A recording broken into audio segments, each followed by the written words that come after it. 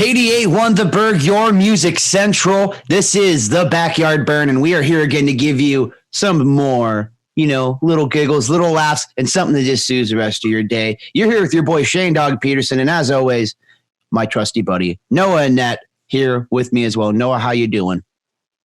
Pretty good. I did a lot of yard work yesterday. It's starting to be really sunny, but also rain a lot where I'm at, and so it's just really unpredictable about what the weather is going to be. Yeah, that's one thing I don't miss about Washington is the unpredictability of the rain. I've been down here in California, and it's been getting kind of hot, which I don't like. But, I mean, it's a nice little change. It's a little bit less predictable. We were also talking about something. This is a little bit off subject, but we were talking before the break. And yesterday we were discussing Elon Musk a little bit. And I didn't even realize this when we were talking that he had a new baby. But the kid's name, can you pronounce it? No, I can tell you what the symbols are. I'm just so done with this. After I saw what the kid's name was, it's X AE A12. Well, I think the AE is looks like a Greek or AE. I'm looking at an article here. So they're explaining. So the X is an unknown variable. That's what he means. So he's an unknown variable. The AE, which is like some sort of code for AI. So it's like about love and artificial intelligence. And the A12 is just a reference to Elon Musk's favorite battleship. So, yeah, he's literally got his name is a math equation, a warship, and then the A stands for archangel, and then for some reason, metal rat. This dude's named his child after math, airplanes, and I don't even know what a metal rat is. This guy's I don't even get this. 88.1 The Burg, your music central. We are still in the Backyard Burn, and we still have more stuff coming your way. Noah, when we were talking before the break, I had to share this little story with you, and it's a good one. Yesterday, Utah Highway Patrol pulled over a 5-year-old boy driving his mom's SUV to California to do nothing but to purchase a Lamborghini. Yeah. I mean, when you told me that, the immediate thing that came over in my mind when they pull over the kid and they see him in there, I just imagine the Thug Life glasses going right over the kid's eyes and it being a video like that. You do. When I saw the story immediately, it reminded me of this was probably an internet sensation, probably about 8 years ago. But do you remember the little kid that got caught driving his grandma's car? And when he was interviewed on the news, he's like, I just want to do hood rat stuff with my friends. Yeah. Him and his buddies stole a car and got in a chase from the police. And they're like, he's want to do hood rat stuff. So funny. So awesome. That's the first thing that I thought was about this little kid. But here's the best part. So he got in an argument with his mom because he asked his mom, hey, Mom, I want a Lamborghini. I think you should get me a Lamborghini. And she's like, I'm never buying you a Lamborghini. And he was quite distraught about this, which, I mean, have I asked my parents for a Lamborghini before? I have.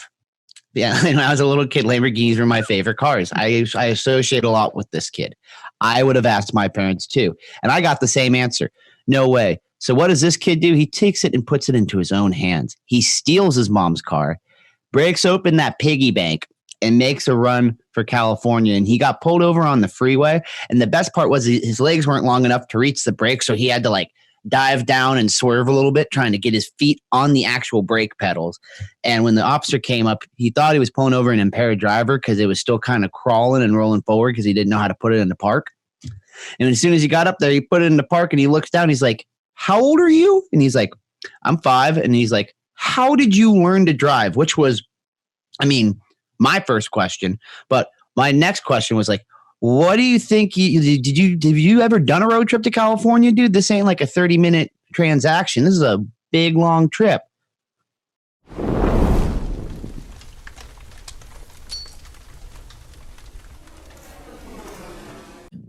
88.1 The Burg, your music central, back in the burn with your boy Shane Dog and Noah Annette. And everybody, we have a special announcement. Baseball is back, but it is not back in the way that you'd think it would be. It's happening in South Korea. And Noah, you're my sports guy. You're way more well-versed in the sports, so please let us in on like what's going on with the Korean Baseball League. Okay, so what I first saw yesterday was it was a former Phillies player, and he has this giant cotton swab to get like tested for the COVID-19, and he has to like stick it up his nose like really far and like all this like other stuff, like I think he put it in his mouth too, like to make sure that he didn't have it. Like obviously put it like it wasn't the same swab for all the different various places because that would be disgusting. But like he had the swab like a lot of different areas of his face in the video. Yeah, and that's what I've been hearing a lot of the testing. I hear people who've been getting tested, it feels like they're trying to poke your brain with the cotton swab. Yeah, like I mean they swab everywhere. And so anyways, like apparently he didn't have it, but they have to go through like a lot of that testing. They have to like keep doing it apparently. And so he might be all cleared now. But so then after they do their testing, then they get to go play some baseball.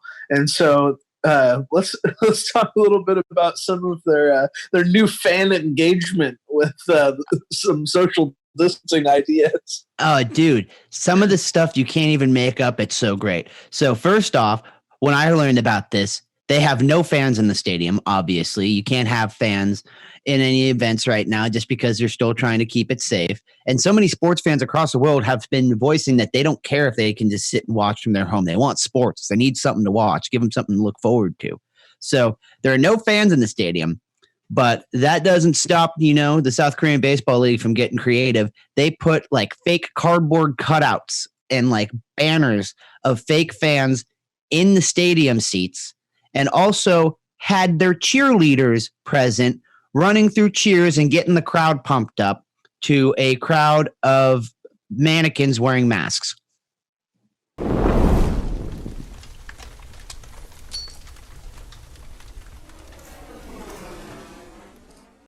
88.1 The Burg, your music central. You know where it is, and you know where it's at. Backyard Burn with Shane Dog and your boy Noah. Now, Noah, you're our big TV guy. You're our sports guy. You keep your eyes glued into that tube, and so does your family. And you were telling me about this right before the break, and I told you to not even say anything because I want you to just open up and unleash this story because this is I know this is going to be good. So first off, my parents were going to watch Mama June from Hot to Not because she was going to rehab on the episode prior, and a serious situation. I just wanted to avoid that show, not my kind of show, right? And so, anyways, what comes on after that? After the last 10 minutes of that we watched from that show, oh well, Love After Lockdown, my parents' new favorite show, which is has to do with prison relationships, as we were talking about before. And the best part about the show, I'll give it some credit here, is that it tells you exactly what they did, how long they served, and then like kind of goes into their backstory. So like the backstory is pretty cool, right? But then they get to like the actual like what they're doing in their lives, and then like one group's like got these shovels and is looking for some money that the guy robbed a bank from, and I'm like, what are you doing? And it is just not my kind of show. I think it's on like one of those like I don't know, one of those like A&E networks or something like that. I don't know. Just a bunch of shows I really don't want to watch that are like all this drama that's made up, and I'm like, I can't deal with this. Some people live for that, though. Some people look forward to learning about these prison relationships, some of these silly relationships. 90 Day Fiancé, that show is one that I cannot get over.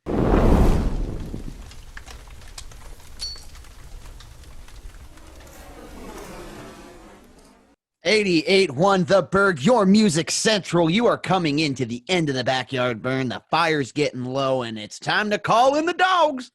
And your first dog's here, Mr. Shane Dog Peterson. And you know the voice.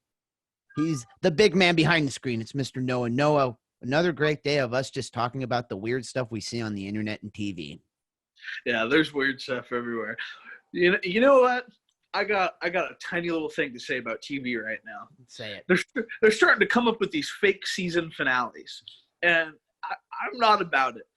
Just because we're not able to finish your show due to filming, I understand that, but don't call it a season finale. Be like, we ran out of episodes. Because I was watching a show the other day, and their season finale would never be a season finale on a show. It was like, it like left all these plot holes open, like so many plot holes that it would not be a season finale. And that's not like how that show would normally have a finale to their season. Yeah, my dad doesn't watch TV at all. He only sits down and watches one show, and that's The Voice. And The Voice had a bunch of current episodes, and then they just started running out of episodes.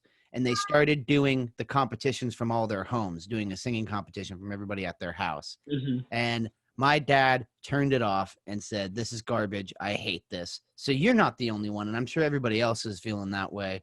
But I mean, hey, you don't have to go, get frustrated with the TV. You could just tune into us every night. 6 to 7. I was watching The Voice last night, actually. Really? Yes. I forgot about that. Excellent show. Yeah, I watched like maybe 10 to 15 minutes of it. I was busy doing something else. But I was like, I think it's a good idea they're doing the Zoom meetings. But there's a distinct advantage to some of these people that have better like internet and better recording devices. And so I'm like, this isn't really a fair advantage anymore. Yeah, no. What about all the dudes that live out in the sticks like you and I that have to like got bad internet?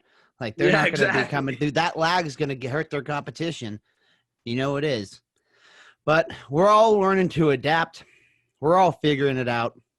Things are starting to look a little bit more normal. We got baseball now.